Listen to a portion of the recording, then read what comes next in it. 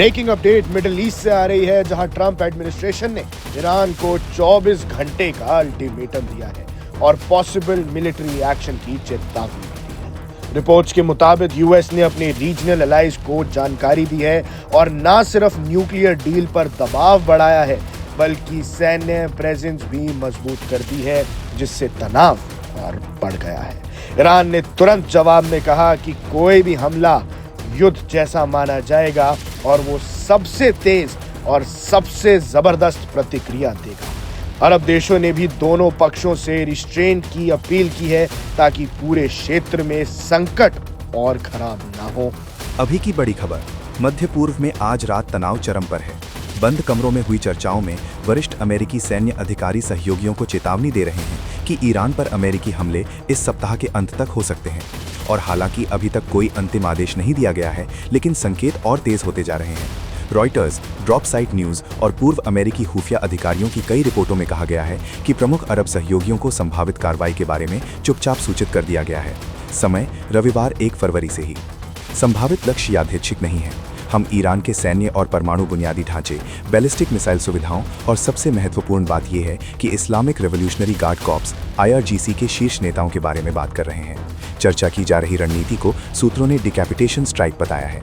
लक्ष्य IRGC के वरिष्ठ नेताओं को हटाना और ईरान के भीतर बड़े पैमाने पर विरोध प्रदर्शन शुरू करना, जिससे संभवतः शासन पतन की ओर बढ़ जाए।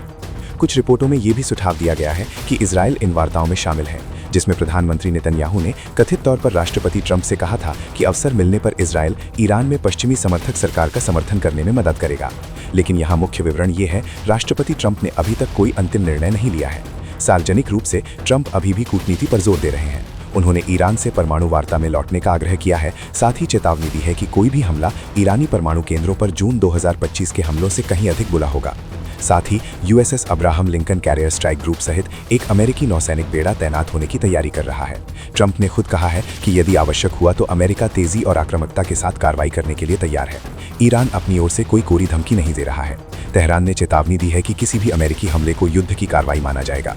अमेरिका के ठिकानों, क्षेत्रीय सहयोगियों और संभवतः इजराइल को निशाना बनाकर तत्काल जवाबी कार्रवाई की जाएगी। और फिर सऊदी अरब है, जो मिश्रित संकेत भेज रहा है। सार्वजनिक रूप से क्राउन प्रिंस मोहम्मद बिन सलमान ने ईरान से कहा है कि हमलों के लिए सऊदी हवाई क्षेत्र और पानी का उपयोग नहीं किया जाएगा। UAE ने भी यही कहा है, जिससे जमीन आधारित हमलों के लिए अमेरिकी विकल्प सीमित हो गए हैं। लेकिन निजी तौर पर सऊदी रक्षा मंत्री प्रिंस खालिद बिन सलमान वाशिंगटन को बता रहे हैं कि कार्रवाई करने में विफलता ईरान का साहस बढ़ाएगी। सूत्रों का कहना है कि उन्होंने तर्क दिया कि ट्रंप को कार्रवाई करनी होगी। दूसरे शब्दों में, सार्वजनिक रूप से दूरी, निजी तौर पर दबाव। तनाव को बढ़ाते हुए ईरान ने रविवार से होर्मुज जलडमरू मध्य में IRGC द्वारा 2 दिवसीय लाइव फायर नौसैनिक अभ्यास की घोषणा की है। ये पृथ्वी पर सबसे महत्वपूर्ण शिपिंग लेन में से एक है, जो दुनिया की तेल आपूर्ति के एक बड़े हिस्से को संभालता है।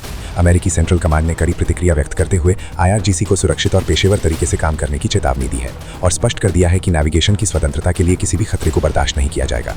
अभी तक किसी भी हमले की पुष्टि नहीं हुई है। जिस शब्द का प्रयोग किया जा रहा है वो आसन्न है, घंटों नहीं बल्कि दिन या सप्ताह। तुर्की, कतर और ओमान के माध्यम से राजनीतिक चैनल अभी भी खुले हैं, लेकिन सूत्रों के मुताबिक समय निकला जा रहा है।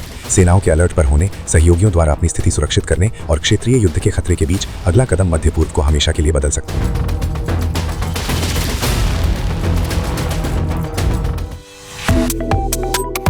Subscribe to One India and never miss an update.